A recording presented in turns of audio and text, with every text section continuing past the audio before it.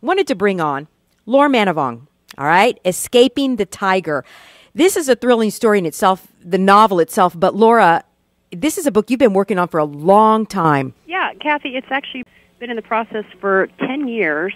I started writing it when I was pregnant with my first child, and then, of course, things slowed down there with diaper duty. Right. Had another child between a full-time job and a family, and trying to figure out how to write a novel. The process from the start to the actual publication has been just about 10 years. Okay, so 10 years from start to finish. Are you pleased with the result? I am pleased with the result because it's just such a relief to have it finished and in publication-ready form. It's not a straight-through process to write a novel. It's a lot of second-guessing yourself and a lot of critiquing with other people who can offer you insight. And I'm pleased because I've brought light to a story that I don't think a lot of people know about and to a country that a lot of people aren't that familiar with, and that's Laos.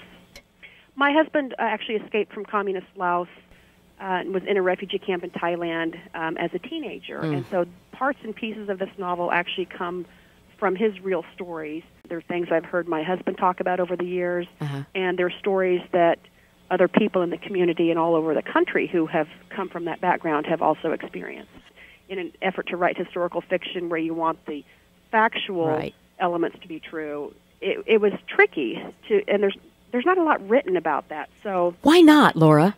We hear a lot of the Vietnam stories. We hear a lot of the Cambodian killing fields, and we hear a lot about the Hmong population in Laos, which they are known for their tapestries and their storytelling, but we don't hear a lot about the lowland Laos. I guess I don't really know why. I think it's so recent. My husband didn't get out of the refugee camps until 1988.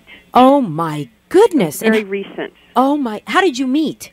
We met, we were both playing in a volleyball league, and he was on one side of the net, and I was on the other side.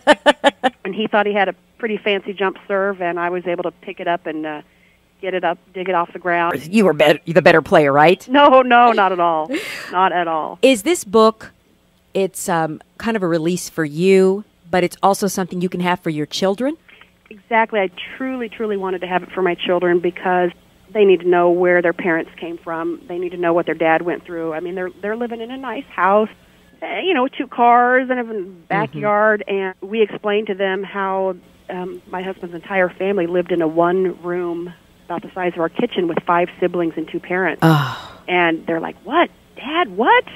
And so it's important for them to understand that things don't always come as easily as they seem to come in life. So we are talking about Escaping the Tiger. Author Laura Manivong is on the phone with us right now.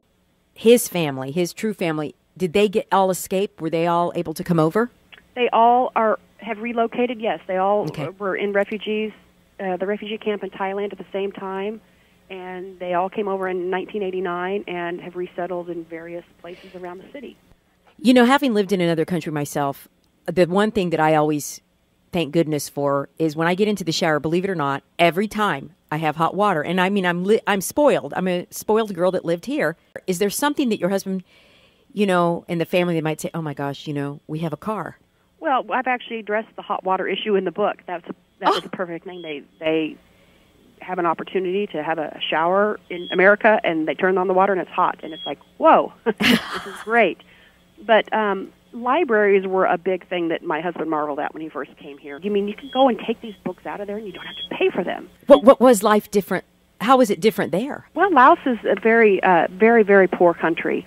Just the services were not what they were when the communists took over in 1975. I mean, his whole family was put into a prisoner of war seminar camp for re-education. And my husband was in first grade at the time, and so he was separated from his parents in kind of a dormitory-style setup and was trained under the communists, and that was it. That was his childhood kind of done right then, first grade. Okay, so we're talking about Escaping the Tiger, which is loosely based on your husband's family life and when they came over to the United States.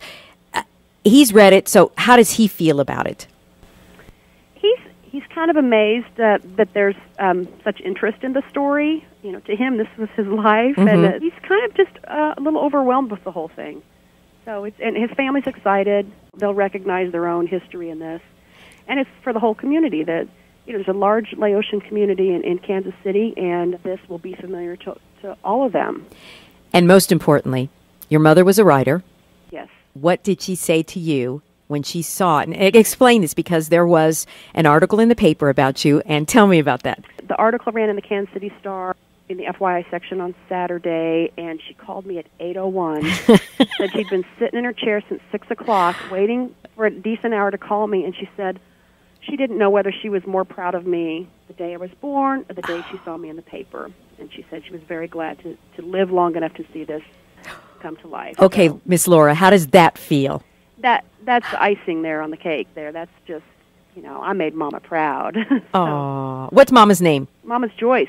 Okay. Joyce Stalker. She taught in Kansas City in the Grandview School District, and a lot of people out there know her. I have been social networking on Facebook, so a lot of people have asked about my mom and are glad to hear that she's still around and causing trouble. Okay, Miss Joyce, thank you for giving us a lovely daughter, Laura Manivong, to bring us this wonderful story. And most importantly, where can we get the book? Reading Reptile is going to have a stock of those. If anybody's interested in having those personally autographed, I'd be happy to do that. They can call the Reading Reptile. Their website is readingreptile.com, and that'll hook you up with their phone number. Laura Manivong, we are so proud of you. I know we've talked to you at the different steps, and I know it's been rough, but man, it's over. It's over. Thank you. All right. On to the next one. On to the next one. Congratulations, Laura. Thank you very much. All right, we'll talk to you soon.